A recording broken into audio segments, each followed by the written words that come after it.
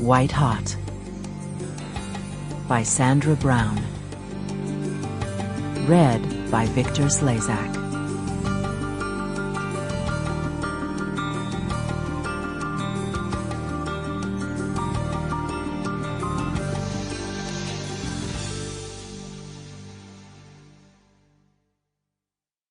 Prologue.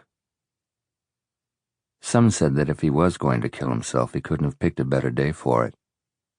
Life was hardly worth living that particular Sunday afternoon, and most organisms were doing a half-assed job of it. The atmosphere was as thick and hot as breakfast grits. It sucked the energy right out of every living thing, be it plant or animal. Clouds evaporated under the ferocity of the sun. Moving from indoors to out was like stepping into a blast furnace like those in the Hoyle's foundry.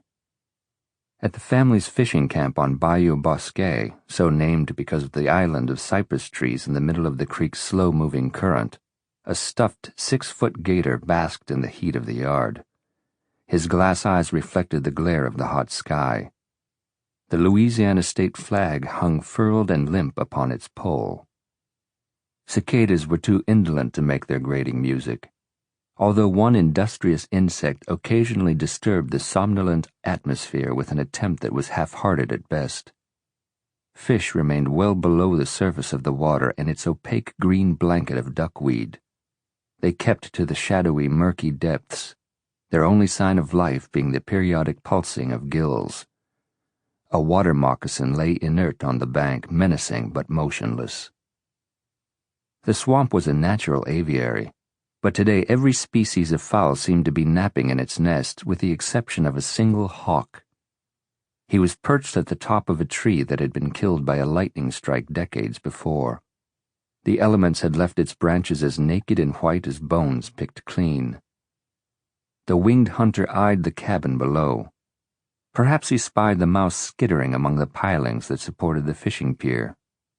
More likely, animal instinct alerted him to imminent peril.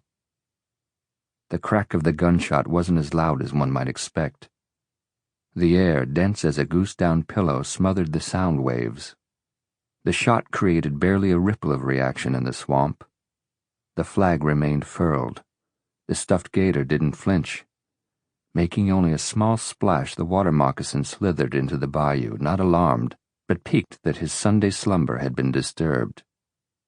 The hawk took flight, spiraling on air currents with a minimum of effort.